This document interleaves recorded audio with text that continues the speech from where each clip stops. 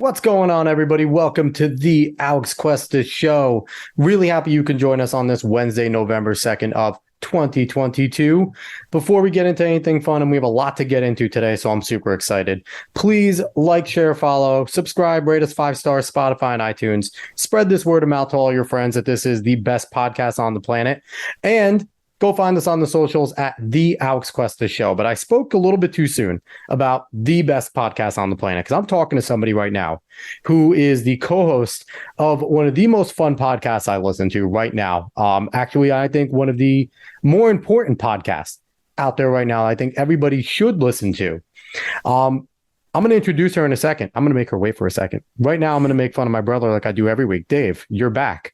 Hi. Yeah, I was going to say, I don't know if we're the best podcast on the planet because I'm here. I mean, I make it difficult. I like to anchor you as much as possible to make everything a challenge, to make everything worth it once we actually gain things. But, you know, I'm here for that reason.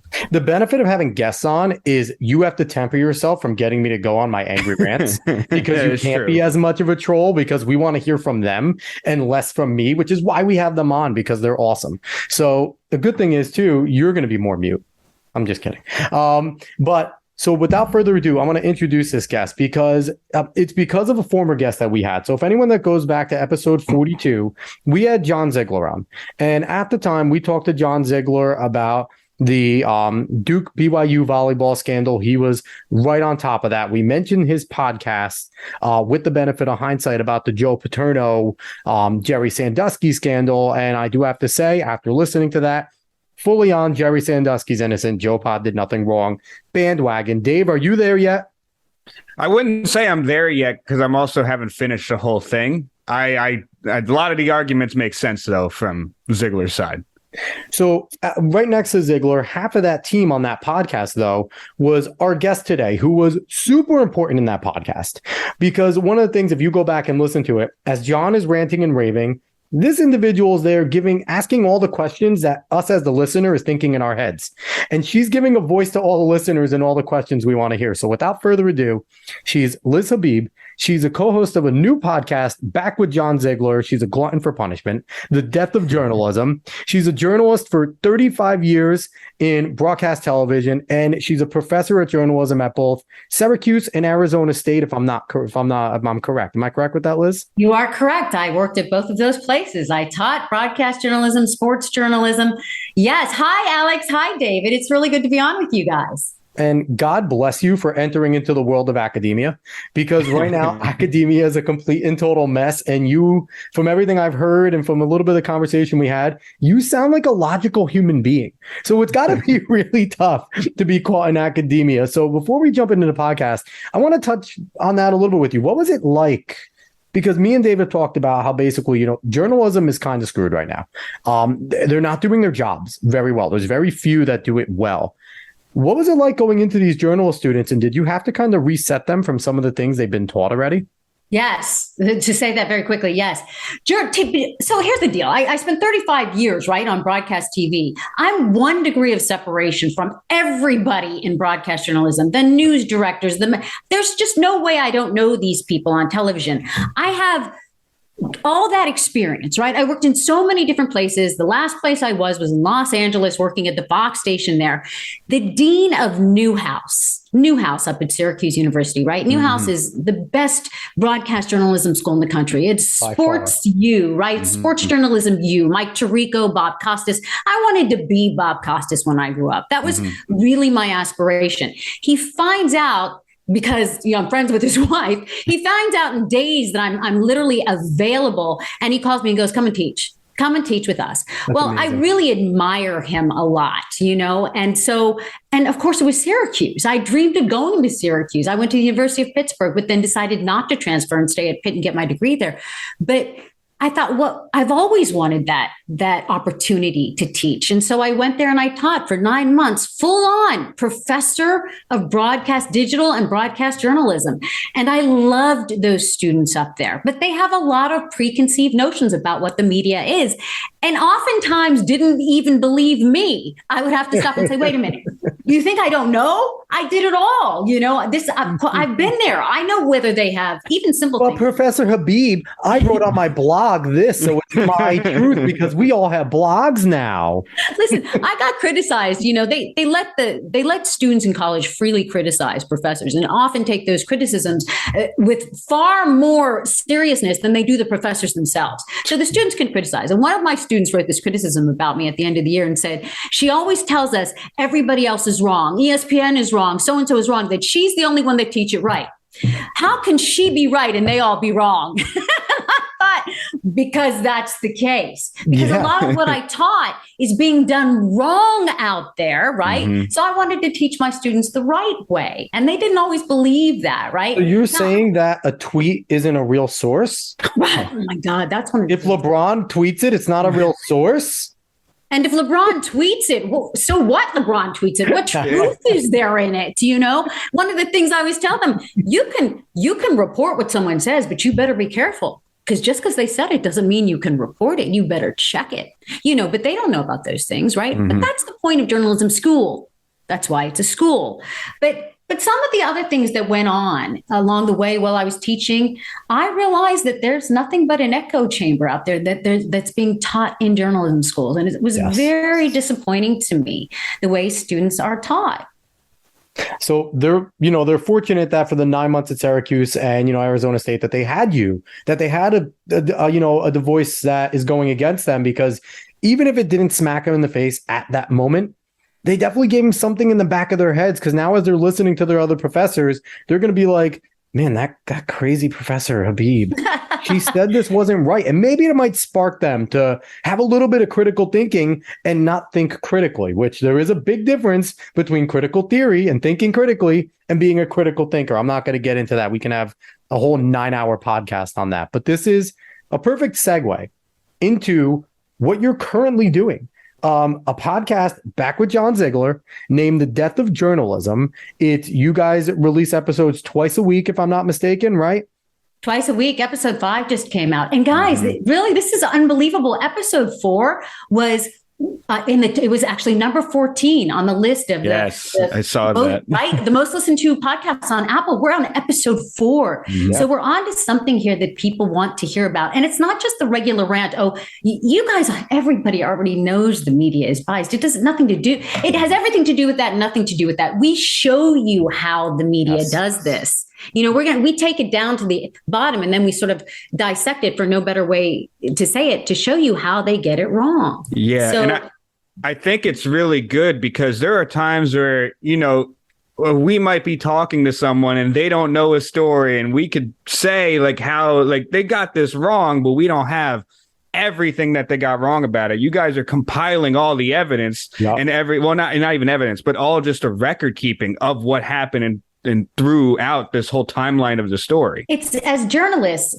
and John is really excellent at finding every last detail, but every last detail is what matters. Mm-hmm. Because as journalists, this gives you an understanding of how a journalist works, like how a story presents itself in the beginning, how you should be questioning that story. If you just take it like this and run with it, how you go the wrong direction, how very few people are breaking stories across the United States, across the world. Very few people. So we really look at things, and he broke down the BYU Duke story so beautifully. He did that on our show as well, and it was amazing. Yeah, right? And I see it all happening, and it's just a tweet will cause them a tweet. Yeah. From a politician, nonetheless. And here's the thing. Here is the thing that I say all the time. There is no such thing as a citizen journalist. A journalist is a trained professional with many, many years experience who understands the nuance of what we're dealing in and the importance of the words in the public, right? In the public domain. And social media has destroyed that. And what's pathetic is there are citizens now that are doing it better than journalists. There are people, me and David, we're not trained podcasters. We're not trained media people. But I listen to some other professional things, and not to toot our own horns, we're better than a lot of those people. We run solid interviews. We like to get our facts in order. If we're not, I think we present ourselves fairly well. We try to keep our audio quality well, which I think that's a big issue for me, is in the Zoom age. People got so used to having shitty audio that now it's okay if the audio doesn't sound great. And it's like, that's kind of part of the thing. You want to have your audio sounding good enough so that someone doesn't have to wince every time they hear you talk. And it's like, I feel like a lot has been lost from professional journalism. And I have to say, one of the best things about listening to you and John as a team, you talked with John about how detailed he is. And some of the value in John is not necessarily the big stories that he brings in, but a lot of his little side anecdotes that he uses that maybe only John Zeigler will remember. And that he brings back when he brought up LeBron making his own fake race hoax. Who remembers all that? I didn't really remember. Yeah. And I do because I lived it. Yes. Right. Because I was the sports anchor at the Fox station in Los Angeles. Yeah. And because I remember that story making the news. And I remember that we could drive down the street to Brentwood and take a look and there was nothing there to look at. I remember those things. A lot of what John and I talk about, I've known John since my first job in Steubenville, Ohio. God bless you. But listen, John is a very polarizing person. He's awesome. Right? Yeah. Oh, yeah. Yeah. And so even that podcast with the benefit of hindsight, when we look back, when I'm in regular company, I was at a dinner not too long ago and I brought up with the benefit of hindsight and my nephew knows what it's about. My nephew sort of winced because he knows how controversial it is to suggest that Joe Paterno didn't do anything wrong, let alone Jerry Sandusky didn't do anything wrong. I bring it up to anybody with a Penn State shirt on. I might not know at this point. It's ridiculous. And I love it. And, and again, you bring kind of, I don't want to say John doesn't bring kind of the authenticity of the media or the stamp, but because you've done it for so long and John's taken a different route, because he left being a sports anchor fairly quickly in his career. And he decided to go into more of the investigative journalism and making his documents and doing things like that, where you kind of stayed in there. So when you're sitting there and John's talking about the story and you're like, yeah, I covered it. This is X, Y, and Z of what happened in the media. And I know so forth that you guys bounce off each other so well and you make a really good team. So your arguments are extremely compelling because you're getting both sides. You're getting the guy, John Zeigler, who kind of gives you the broad and then details it. And then we have your side who really knows the inner workings of the mainstream media. And it just creates a very good environment to really comprehend. And you honestly, again, you do a very good job of asking the questions that the listener wants to hear from John, because John can go off on his tangents and you're good at, wait, hold on. What about this? And then you make John explain himself. Right. And he does. And John, John doesn't have a lot of faith in people. Right. And I still actually do believe in people. I actually believe that when people hear someone like me tell them the truth, it's like a breath of fresh air. They sigh in relief. They're like, oh my God, I've been thinking that too. But they're afraid to say it because they're afraid what everyone's going to say to them. And so it's like, oh, thank God. And, I'm not on John's side and everything he says by no means. Sometimes I think I've heard John's you guys have it out and I love it. Yeah. But what I love about John and what is right about what goes on with our podcast is you have to keep an open mind. There is no such thing as you're not allowed to have an opinion, a thought, or a theory. This is the United States of America. And when we pass laws like King Gavin does in California that say you're not allowed to spread misinformation about coronavirus, we need to question what society we're living in, right? So I really believe that in the extreme, you find the truth and you must always search for the truth. We don't get told the truth ever. As journalists, you can never believe you're told the truth. What you can believe you're told is what someone's version of the facts are, and you go with it from there and get as many different sides of the story as you can and let people make up their minds. Now I do make up my mind on things. Yeah, that's okay. Yeah. And so when you're listening to The Death of Journalism, I think episodes 2 and 3 right now are just so incredibly relevant. All of them are relevant. You guys are doing a really good job bringing it down. But 2 and 3, we just lived through something that for generations now, we're going to tell our kids. Their kids are going to tell their kids that. And it's, we lived through something that was incredible with COVID-19. And you two did such a great job breaking down from the beginning the mistakes made by media, by the politicians, by everything. And one of the things that you touched on, which actually, it hurt me to listen to, was in the beginning of episode 2, you speaking about what happened with your father in the hospital system and him unfortunately passing away from COVID-19, and just, you can't fake the emotion that you brought out, and it's real, and it was tough to hear. And I know, I wasn't ready to ask you about this on the show. I did not want to bring it up. You kind of suggested it as we talk pre-show, and I appreciate you're willing to have such an open candor, because I would like for you to tell your story about what happened with your father in the hospital system. Yeah, I love my dad like nobody, right? Like my dad was it. He was my number one guy. He was my great supporter. You don't last 35 years as a woman in journalism or a woman in sports without a really strong dad to be right there for you. And he was like my guy, right? Like my right hand, like your consigliere. You know what I mean? Like there were so many times I had to call him and talk to him about so many different things. We talked sports left and right. He was a great baseball fan, but we talked about everything, right? My mother and my father, to me, it was like, if I needed to know what America thought, I talked to my parents, right? That's what I think. And I still think it. I'm like, my mom is the greatest compass for me, right? She's everyone's mom. That's how I see her. Yeah. So my dad, he died during COVID. So it was January, right before the vaccines, although I'm not a vaccine believer. But maybe for my father, for older people who are really sick, maybe that might have made a difference. I don't know. Yeah. I'm not a big vaccine believer, but it was January of 2021. And at that, we were sent home in March of 2020, and all of us. And right, as the media, you remember, we're all sitting from our couches in our living room, whatever we're doing our stories. Yeah, it was crazy. I did my sportscast from my sofa in Los Angeles. I have a little penthouse apartment the size of a postage stamp, but I did. Yeah, but I got one, but I have one. You got one. So, I spent the summer. I got to August of 2020. It was my sister-in-law's 50th birthday party. I flew to Pittsburgh. We weren't allowed to go anywhere. I can't even remember how I took, maybe I took an extra day off. And it was incredible. Hearing Americans say we weren't allowed to go somewhere as Americans, that we're going to remember how incredible this time was. So go ahead. Right. So the last time I saw my father in person alive was August of 2020 at my sister-in-law's 50th birthday party. And it's true of other members of my family as well. So we came from August around to the holidays. And it's unheard of in the media that you have Christmas off. Like, I work in sports. You don't get Christmas off. You're usually working, but it hit at the right time. So I had 3 days off at Christmas and 3 days off at New Year. And I was having to go to the station on the weekends to do a post-game football show. And it was like, do you guys remember this shenanigans? Like, I'm asking you what you remember. We all remember. We fill out these online things and get green cards to go into work. We just showed this go for green to go past the security guards to go to the station at Fox.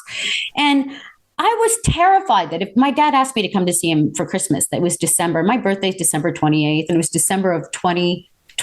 He said, come and visit. And I was terrified to leave Los Angeles to visit him, because my fear was, if the station found out, if the company found out that I was so reckless, God forbid, so reckless, that I would leave town and visit my family. I called and said, what if I leave? Can I go see? And my news director, Erica, told me, well, you'll have to be tested when you come back, and you might have to stay out of the newsroom. And I thought, well, I'm in the middle of football season. I won't be able to do my post-game show. What if they suggest to me that I did something, that would hurt my job, right? That was so irrational, hurt my job. I left town. So I chose not to do it. But Liz, someone like that deserves amnesty, though, right? She deserves amnesty. That's what they're asking for in the Atlantic. She deserves amnesty for that. I those people, I can't even discuss to these people. She told me, there was a lot that went on with me that went on with a lot of other people, but I chose to stay, and it was the worst decision that I ever made. And I tried to make sure I didn't make these bad decisions. I said to myself, when I went for my sister-in-law's birthday, don't do something that you'll regret. Remember, this job isn't going to be here when you're 80 years old. Your life will be here. Don't do something you're going to forget. But at the time, I was so terrified of losing a career that I had for 35 years that I didn't go. And my father, it's hard, guys. It's going to be hard for me. Yeah, it's fine. My dad means to me. Yeah. Called me on the day he drove to the hospital. He said, Liz, I'm driving myself to the hospital, right? I don't think we ever thought he was going to die. Yeah. I don't think we thought he was going to die. So he goes to the hospital, and I'm still going to work at the station, telling everyone my dad's in the hospital. And then I'm angry at the hospitals, and I feel like every hospital that did this should be sued. Yes. But they won't. But they put them on that lousy protocol. My own brother was a doctor that used to work out of the hospital where my brother was. Where my father was. We should have just gone to the hospital and gotten him out of there, and we didn't. They wouldn't let you, right? So this mess of like this messaging, nurses are heroes, doctors or whatever. Bunch of BS, all of it. The suffering that we went through for a man like my father to be in a hospital for 2 weeks and to die alone. Guys, I remember I was sitting on my sofa and he FaceTimed me to tell me that he was going to sleep. And that was the last time I ever talked to him, because by the next morning they put him on a ventilator. Oh my God. And so then I stayed here, and I stayed for like a week longer. I mean, it's unheard of what you would do. This was because of the COVID protocol banana shenanigans.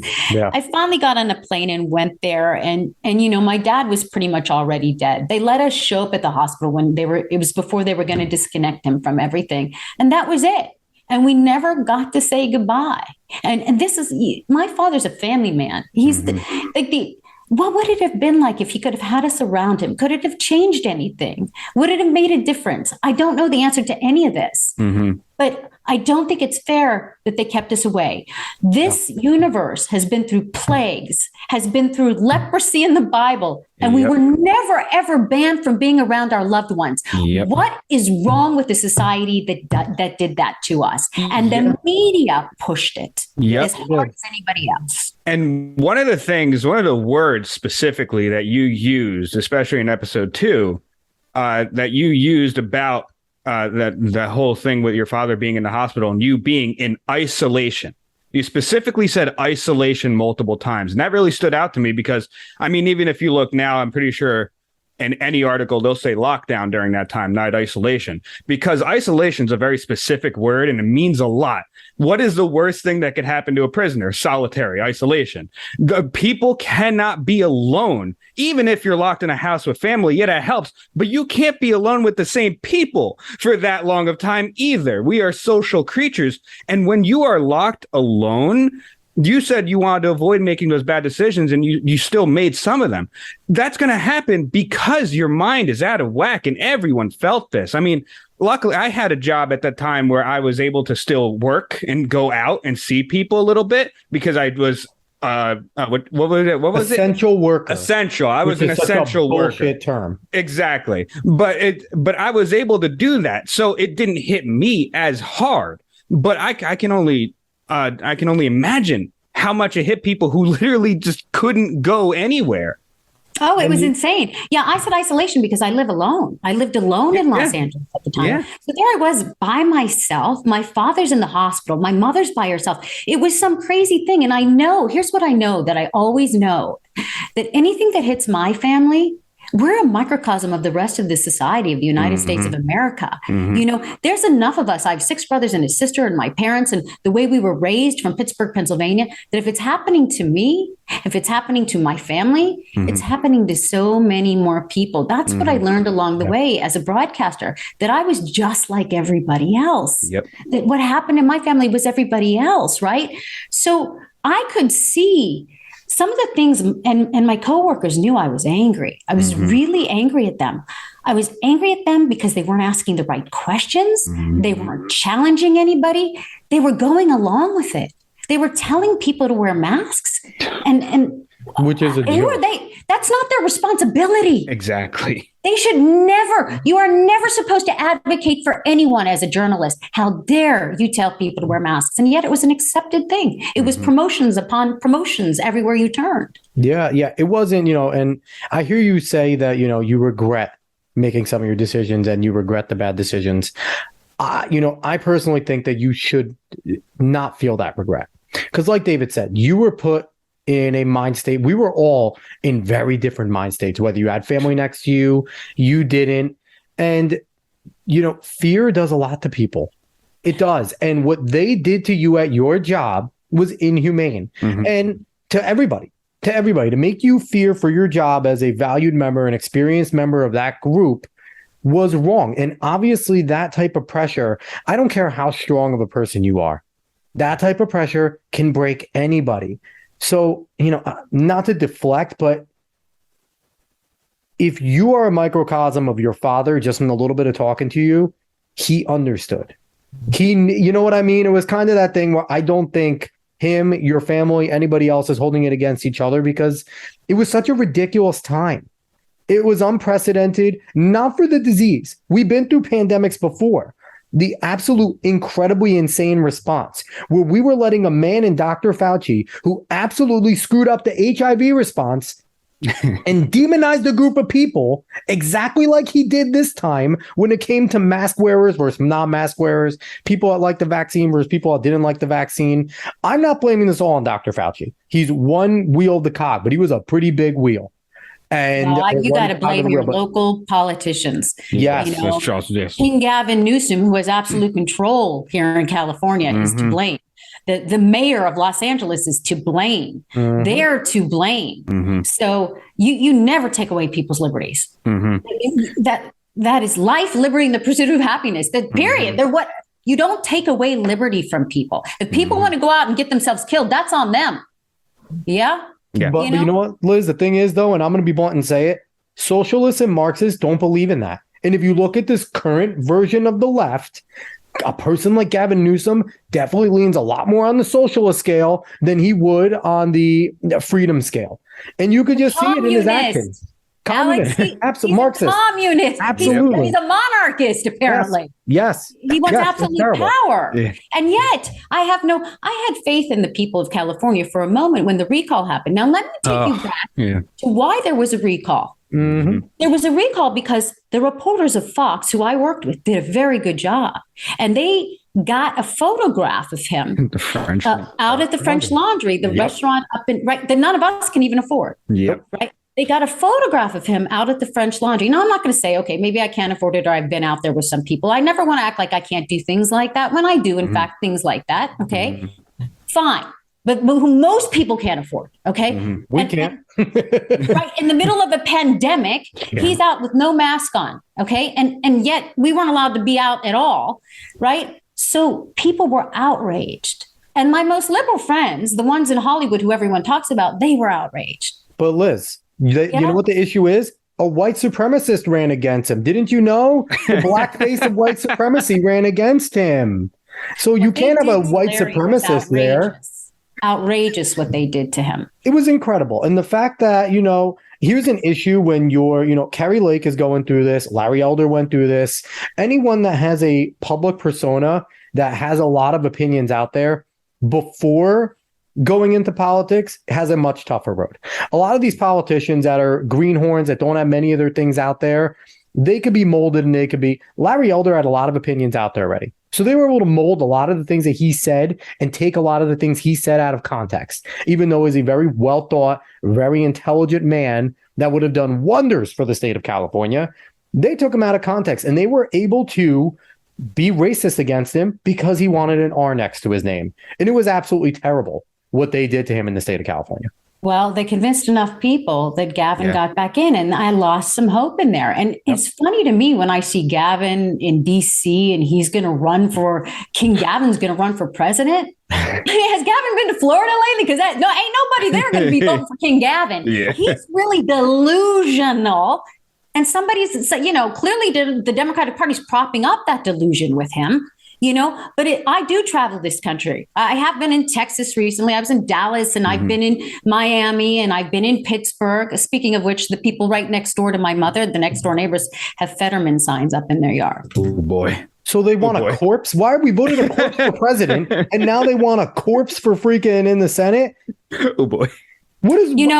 that debate, if that debate wasn't enough for everyone to say, wow, I don't know what to say. He was brave. He was courageous to go out there and fight for all the people with strokes that want to run for office. You know what that is? Those are a bunch of people with bad lives, sitting in bad marriages or bad something, who are hanging on to it's going to get better because it doesn't get better. So here's the issue. That's not going to get better. David and I have personal experience with stroke victims. David was a little young, but I was alive to experience my grandfather going through 3 massive strokes. And I'll tell you my experience with that.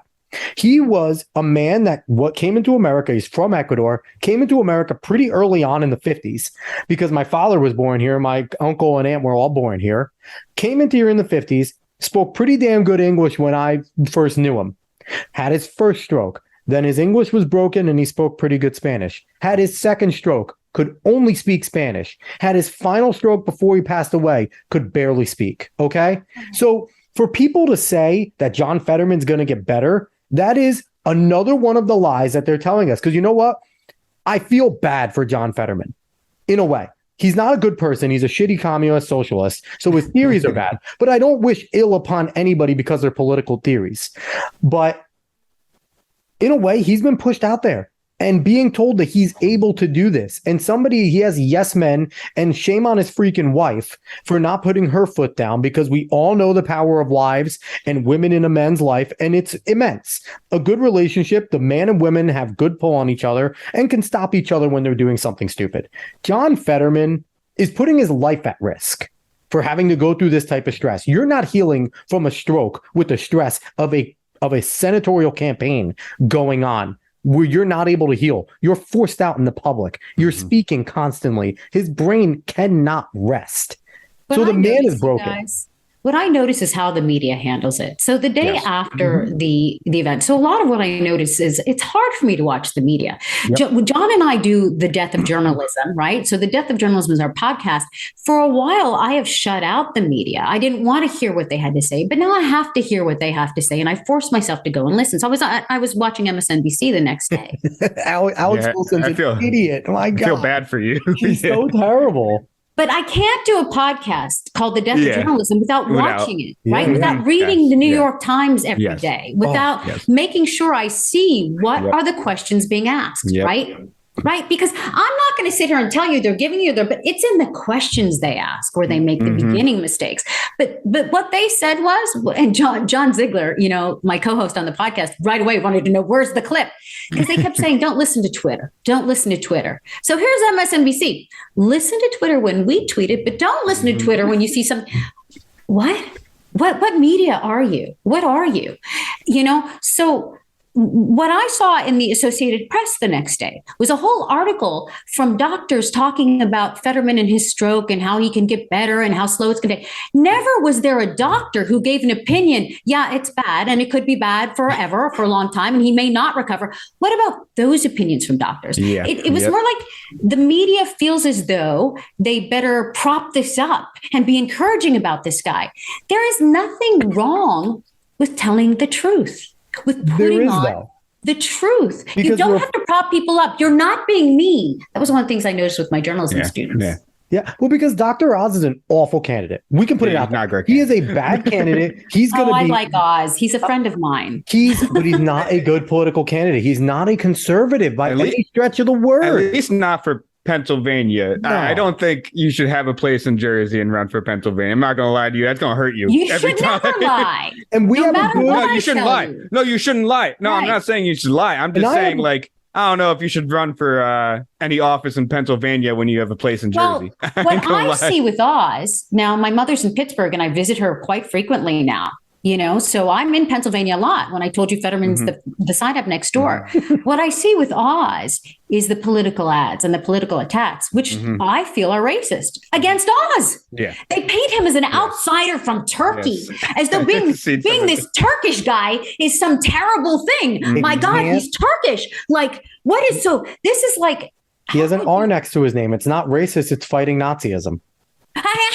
It is just like, what have you painted this guy out to be, when not that many years ago, when he was on Oprah on a regular basis, he was one of the most beloved doctors in the country. And now, because of Trump and because of whatever, they can put this evilness. Oh, it's evil. It's hideous to me. He's a world-class surgeon. And that's the thing that people forget. And I noticed what they did to him. Me and David talked about this on our last episode. They did the same thing to Dr. Oz that they did to Dr. Ben Carson. They don't call him doctor at these things. They call him Mr. Oz. They bring down his status intentionally. And why is the media doing that? Because they don't want people to have respect for him. They probably consider it equity or equality of some sort. But if you've earned the degree and you have an MD or a DO, you're a doctor. Well, and he's a doctor. So who's the media to make that type They'll call Joe Biden. Dr. Joe Biden all the time. Yes. And the thing I will say is you brought this up at the end of the first episode that John Zeigler brought up to you how he said some of these journalists are really more activists than they are journalists. Yes. And I think that's definitely playing part in a good amount of these things where it doesn't have to be a full publication where it's like a lot of activists. No, it's only a small group of people that need to believe in whatever they believe in. And then they're just so annoying and they infect and they just destroy everything in that publication and make it just an awful place. Well, maybe not an awful place, but they make it even tougher to bring out the truth and not stump for certain things. Look at Taylor Lorenz. She's insufferable and she makes things awful for her own coworkers. Like Taylor Lorenz sucks. Yeah, and she makes things awful. Yeah. And even in the questioning, during the Trump presidency and then during COVID, John brought to light for me, if we go back to With the Benefit of Hindsight, our first podcast together, I was one of those sports anchors and journalists. I did news as well. I was a news anchor for 15 years. I did news in Los Angeles as well. Mm-hmm. I was one of those people that wanted Penn State to drop their entire football program. I thought for sure Joe Paterno was guilty. Mm-hmm. And I went on the air and said those things. I was on television in Los Angeles saying those things. And you have a connection to Penn State, I had to keep an open mind. You have a connection to Penn State, right? Didn't your brother play? My brother was on the 1986 national championship football team. Yeah. I was certain Joe Paterno must know everything. John, I had to keep an open mind, but he opened my eyes to where, yes, there was a rush to a panic, a rush to judgment. And I saw it. I was so outraged by that presentment by the grand jury. Mm-hmm. But then when I started to listen more closely and the details started to come out, and then through some other processes, I talk a lot about Columbine. I covered that back in the day. I was an anchor on the air in Phoenix. There was a book written 10 years later that showed all the mistakes the media makes. The media makes so many mistakes in the heat of the moment. Mm-hmm. It's the nature of what you're doing when you report live like that. And that's okay. It is okay. Yeah. If you come back and you say it the correct way later. Yep. You can always correct yourself. Yes. Mm-hmm. So an open mind is all we ask, is an open mind. There's nothing wrong with the correction. Mm-hmm. Now, some media thinks there is something wrong with the correction, but there's nothing wrong with it. You're only as good as your word. Correct it when it's wrong. Yep. That's all. Okay. So he opened up my mind to make me and I think I was always open, but I was guilty. I was so guilty like the rest of the media. And it was through the Trump presidency when I started to see the way the reporters in the White House were yelling at the president of the United States. I was ashamed of those journalists. Yeah. I thought it doesn't matter whether you think he's right, he's wrong, whatever. That's not how you handle a press conference. There's That's respect for the office as well.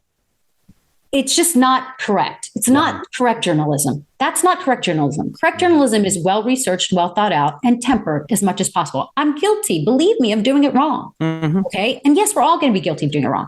Then when I saw the COVID reactions to things, I really not only lived it, was in the middle of it, saw what the press did. I was so upset with the way the mayor of Los Angeles could go on television and spend 45 minutes every day without even being questioned. He never took questions. I had Cuomo over here every single day giving his Cuomo report and just sitting there, a little Fredo over there talking about, hey, in the beginning, go to Chinatown. It's fine. People forget AOC, Andrew Cuomo, Nancy Pelosi all said you are a racist bigot if you don't go to the Chinatown in both California and New York City at the beginning of COVID. Mm-hmm. I do remember that. And they both flat out said to people, if you don't go and patronize these places, then you're just a fear mongerer and against China and Chinese people, and go on out. As AOC and Nancy Pelosi are both parading in the middle of those freaking roads, no mask on anyone around there at the beginning when most people were getting infected. And you have Cuomo jumping on there, parroting the same damn thing, and him saying, no, this is just the flu. But the United States media allowed it. Mm-hmm. They allowed it by putting them on, giving them time on the air, freedom, 45 minutes a day. It was the Andrew Cuomo show. Yeah. Yep. Right? It was the Gavin Newsom show. Yep. It was ridiculous. We have never treated a politician like that. There used to be a law called, the fair FCC had the fair time act. And that was, and Crossfire became from that. And it was amazing. Right. You had to give the Republicans as much time as you gave the Democrats after the State of the Union. If it was a Democratic president, you had to have a Republican on. Yep. Equal time. You had to give equal time. Yeah. But we never did that in the history of the United States. And here we are doing that. The United States media allowed that. And I'm going to one-up you there. I'm going to one-up you there, though, because not only did they allow... this is mainly about Cuomo, because I remember this about him specifically. Not only did they allow him the time to say whatever he wanted, but then they would write specifically some articles about how so many women could see how sexy he is now. Yeah. Oh, man, he's so hot. And that was a thing. And he was that was incredible to witness. Gavin Newsom is a decent-looking dude. Gavin Newsom's a decent-looking dude, so whatever. But Cuomo is not good-looking in any way, shape, or form. There was a whole thing about whether or not he had his nipples pierced. Who? King Gavin or Cuomo?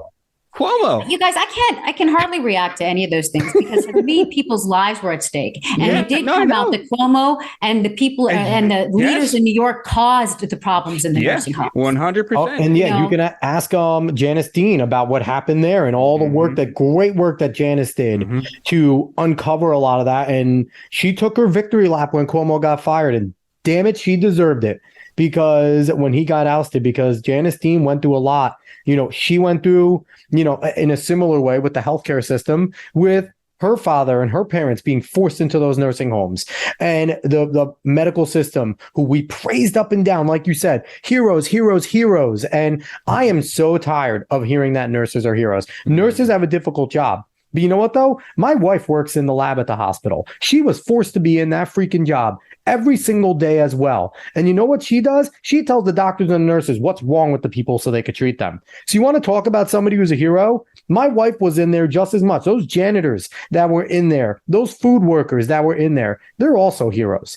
And everyone's a hero because you know what we noticed? Everyone went home, right? No one worked.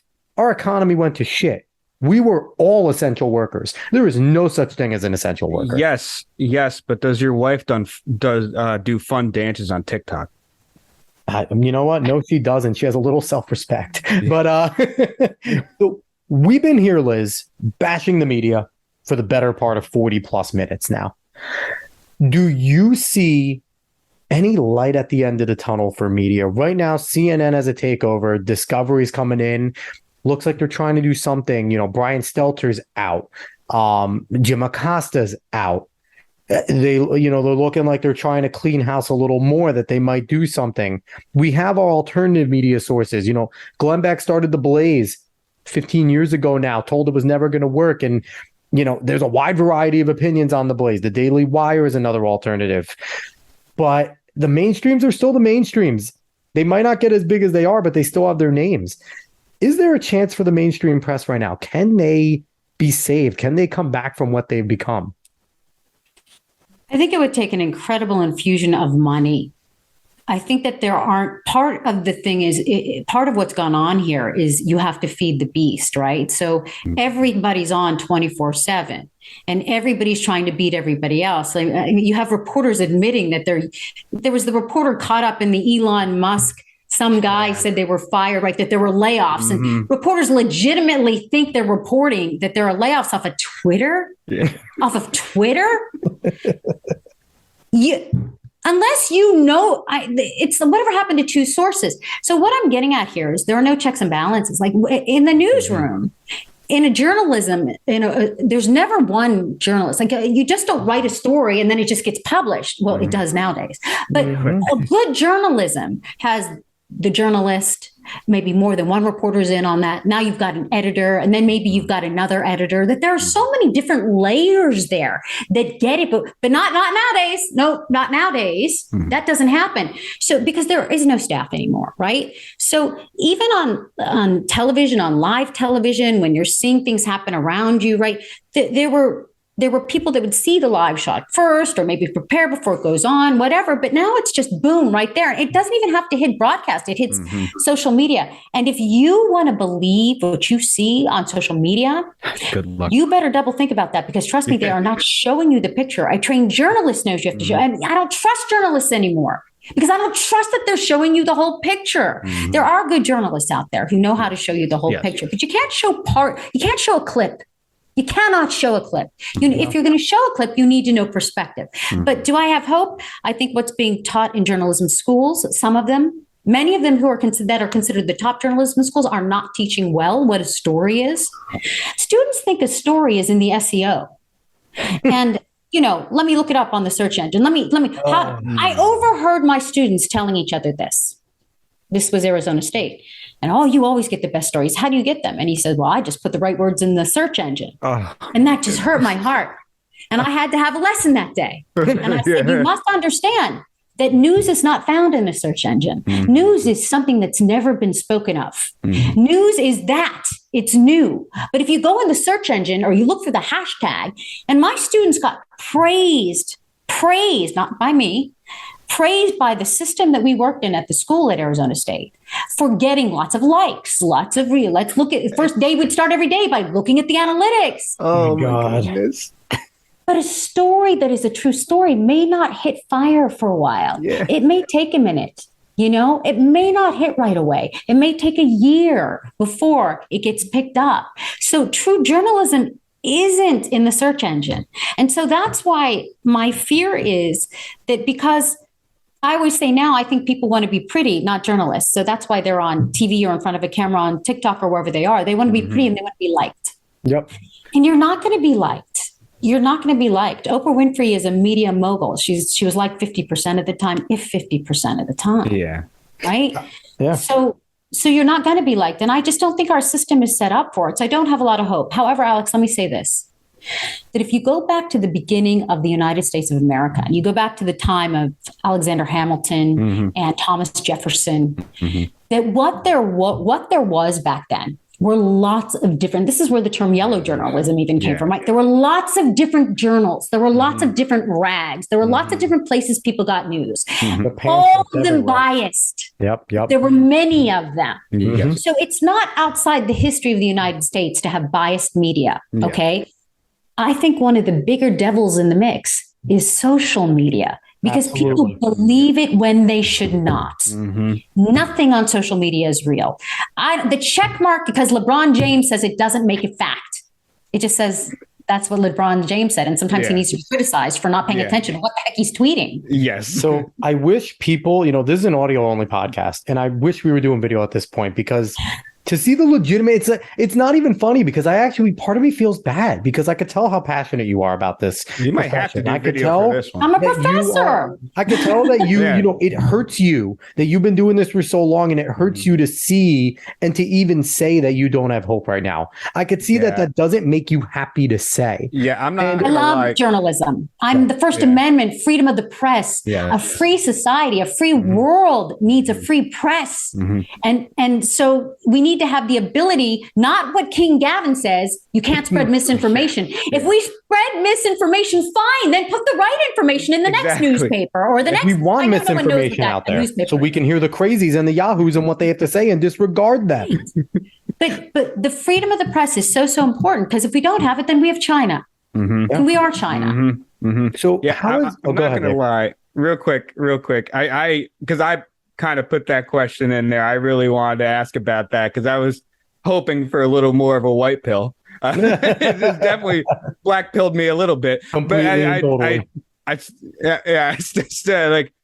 do like that you at least put a little bit of hope in there. It is saddening to see how bad it actually Can I hope that Elon Musk will turn Twitter into something that isn't censored? Yes. Hopefully. Can I hold out hope that that's what he'll do? I don't know. He met with a bunch of wokists I just saw it tweeted, met with a ton of wokists. It's one meeting. Content. It's one meeting. But the same people I looked up their Twitters when Elon bought it was all talking about a neo-Nazi buying it and everything. But I want to give him kind of what I like about Elon, because he's like, oh, you want to talk shit about me? Let's have a meeting. Do it to my face. And I'm cool with that. I'm hopeful. I agree with that. I'll agree with Elon. I'd like that too. If you want to say something about me ever, let's talk. Yeah. I'm happy to talk to you. I don't have a problem with that. But I would like to this control that social media, and I don't know if Elon Musk can clean up Twitter. I don't know if he can. Yeah. I don't know if anyone can. But my hope would be that it would be open to more like just don't censor things. You know. So speaking of that, it just came out the other day. There was a lot of paperwork that the Department of Homeland Security has picked up the ball where the censorship bureau that Biden tried to do early in his presidency that got ripped apart by everyone equally, like, no, we don't want this. But then it came out that the DHS was then working with social media to do that anyway, to censor people. And all the times where Republicans were yelling about shadow banning, censorship, and this like that, Project Veritas breaking story after story, and then the media playing cover for it, like, that's not just happening. It's a crazy conspiracy theorist. It's those crazy MAGAs. Don't listen to them. Now there's actual proof that the DHS was working with Facebook, Twitter, other social media tech moguls and giants to censor what they believe to be wrong think and misinformation. As a journalist, do you feel safe anymore putting out your opinion? And, you know, I think it's fantastic that the gods of media are allowing you and John to kind of shit on them, but does it gods of media aren't involved in our podcast at all. Very John true. And I are beholden to no one, and Mike Agavino, who is our producer, is beholden to no one. That's a very important point you just made, Alex, that I should mention. That with the benefit of hindsight, our podcast about the Penn State and Joe Paterno scandal and Jerry Sandusky, that was done independently with Mike Agavino. And our podcast, The Death of Journalism, is done independently. That we don't work for big media. I was a mainstream media person for 35 years. No one's paying my check. I don't have to answer to anybody. So there are no media gods allowing us. Media gods either are afraid of us and are going to discredit us, and I'm waiting for them to call me crazy. Only I know so many of them. If they want to call me crazy, they're my friends. At least I think they are. You'll find out who your friends are now and things like this. When you're going out on a limb and doing what you're doing, you're going to really find out who your friends are. I already know they won't be there because they have to protect their jobs, right? So they have to protect their jobs. So they don't want to protect what we're doing. But I think that the American public needs, and also when they hear the truth, they know it. The American public knows the truth. I've always believed this as an anchor on television. I was a TV person for all those years, right? I always knew that I just had to be honest and real in who I was. That if it was messy, sometimes it was okay. That people can see through it when you're too perfect. People know. It's just a gut feeling. They love when someone tells them their gut's right. Your gut's right. Your gut's right. Yep. And that's all that they're going to hear from me. You got it right. You were right. You had a feeling. Now let me tell you why you had that feeling. So, you know, and I really appreciate you saying that, because one of the people, a guy that a lot of people doesn't like, I know John goes on his show a lot, but Glenn Beck, the reason why, and you know, my dad was a Fox News guy growing up. I was born, you know, was a Rush baby and everything. So I definitely skew right my whole life. And by choice, I've continued to stay on that road. But, you know, initially when Glenn Beck was on Fox News, he was a crazy guy. He did it. And I was young and I was like, whatever. I went back to kind of listening to Glenn. And the thing that kind of kept me going with him and continuing to listen to him is every time he brings up something important, he flat out goes, do not listen to me.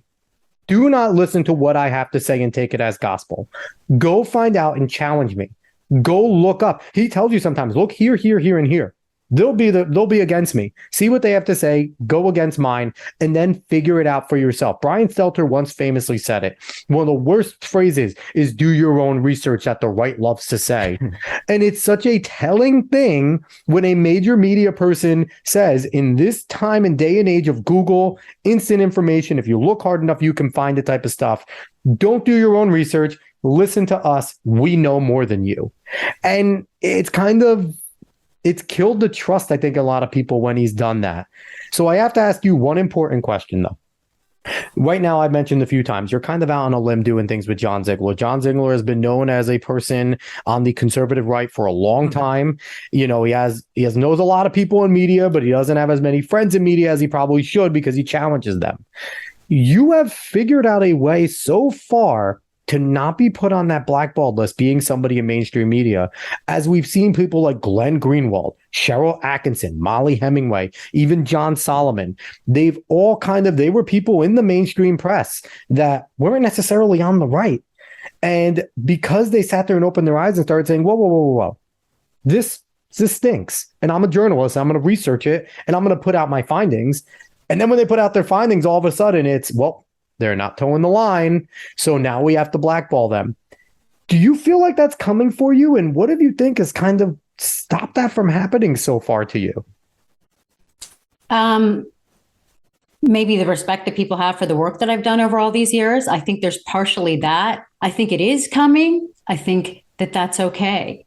I think it's okay if it comes. I think that after this amount of time, that it's okay if it's not pretty anymore. It's okay if you don't like me. That I'm not here for the likes, I'm here because it hurts. Mm-hmm. Because when you hurt people, you take life and liberty away from them. That matters, right? Mm-hmm. That matters way more than the likes, right? So if you believe telling people to wear a mask is going to wear your mask, it's going to be good for you. And you never stop when you know darn well in your own life that it's hurting you. Mm-hmm. It's wrong. Mm-hmm.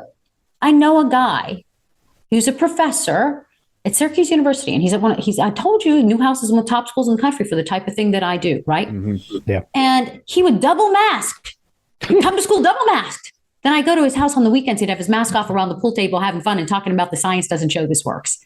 Come on. I can't do that. Science. It's the logic. I worked in construction when this whole went down. I was an insulator. I removed asbestos. And I knew if I had the beard that I have now, I have a little shitty beard, but it's there. I'm trying. But I have this little beard. If I had this, I would not get fit tested properly. The mask would not work. If you are walking around with an unfit tested mask with a virus that the particles are one of the smallest we've ever seen, and you're walking around with a cloth mask or a non-fit tested mask, it doesn't work at all. The particles get through. And if this is as contagious as they claimed it to be, just a little bit was more than enough to get you sick. Mm-hmm. So the mask thing was always nonsense. And the fact that medical professionals push this, they should all have their licenses checked and really be reviewed for pushing flat out lies that they know are lies. At least the ones who went public with it. Yep. At least the ones who went public and did that, because most doctors that I know did not do that type of thing. Mm-hmm. So is it coming for me? It may be coming for me. They may come and say I'm crazy or I'm all kinds of things, but I don't know that. I think that it resonates. I think that I feel that people feel I'm real. It resonates with them. I can't pretend. Mm-hmm. I'm not. John can be loud and John can be sometimes irrational in some ways, but I don't know that I am. And I see it through that scope of 35 years of being from that side of it. And I love journalism. Mm-hmm. And I have a lot of friends who do it. They disappoint me and they know they do. Mm-hmm. But you know what the really good ones do? They keep their minds open. Mm-hmm.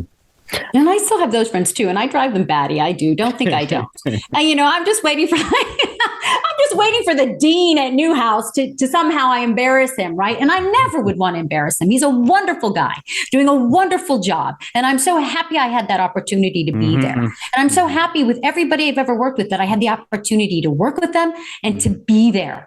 And I'm grateful because I learned so much from all of them. Right. But I don't think that they're against being fact-checked in a real way. Not for fact checkers. I hate that term. That term's not real. Not fact. That term's been bastardized. But I don't think they mind having somebody to look at them and say, hey, ask this question. Think of it this way. Why are you doing it that way? And if they are resistant to it, then they're in it for the wrong reason. I never turned anybody away when they came to me and said, Liz, you didn't ask this. Liz, you didn't do that. Instead, I went, oh, you're right. We don't always think of everything. How could you? So, Liz, one of the things I think everyone's going to get out of this podcast is they don't have to see you to understand that you are authentic, that you say what you mean what you say, and you're fantastic. And, I wish we could go on, I think, for 6 hours and talk and really get into the weeds. But unfortunately, I don't want to take up too much of your time because, you're busy, you're important. And I really appreciate the time that you have even given us to come on the show. Yes. And I really do love it. Dave, do you have anything to ask or say to Liz before we close on out here? No, I think we covered a lot of what we wanted to cover. I enjoyed everything that we talked about, and I think that honestly, you're awesome. Thanks, guys. You're really great to talk guys, to. keep up the good work. And I love when you talk about sports. I love when you talk about WWE. I love when you talk about the Jets. I mean, just keep talking about it. I think sports is fun. I don't want it to be the political animal that it's become. I think it's dying on the vine because it's too political, and it was one of our great pastimes. No one's watching the World Series anymore. And that's to me, part of the reason. Great joys. That's part of the reason why we talk about it, because we don't want to do just a political podcast every week, because that's just tension for everyone involved. Yeah. It's fun to break away and just have something that just enjoy. So keep up the good work. For me, as a journalism professor, I just I'm with you, and you're going to make mistakes, and don't worry about it. Just come back and say the right thing next time. And we do correct, and David corrects me constantly when I'm wrong. He real time looks things up when he thinks, that might be fishy. He real time looks it up, and he'll correct me on the show, and I'll say, oh, okay, that's right. Sorry about that, everybody. So, you got to be grateful he's there, because you never want to get off the podcast and then not have the chance to correct yourself. It sucks. Come back to the next podcast and correct yourself. That feeling of getting it wrong, I've done it so many times. It's so sick in my stomach if I can't correct myself, So good for you guys, and thanks for having me. So once again, she's Liz Habib. She's the co-host of the brand new podcast, The Death of Journalism, one that I recommend for everybody to go out and listen to, because I think it's one of the most important podcasts we have out there right now. They're doing an amazing job, really dissecting, exposing the truth of what is going on in the media right now. And if anybody in the media wants to listen, you should. Because then maybe you guys can better yourselves and can create a better media and give us the fourth estate we freaking deserve. Not the French fourth estate that caused the revolution, that caused a bunch of people to be killed, which you're going down that way. I'm sorry. The media currently is going down the way of the French fourth estate, where their influence is more political than it is the voice of the people. So we really need that to be a thing. So again, go listen to Liz and John. They're amazing at what they do. Liz is obviously a wealth of knowledge. She's fantastic. 35 plus years experience in broadcast television, a professor. So it was a pleasure to have you on. We would love to have you on again in the future, Liz. Is there anything else you would like to promote outside of the new show? Thanks for the plug of the podcast on Apple. Make sure you get it, The Death of Journalism, and it's at Liz Habib everywhere, at Liz Habib. Thanks, guys. Awesome. Thank you so much, everyone, for listening. We will be back next week with another show. So long, everyone.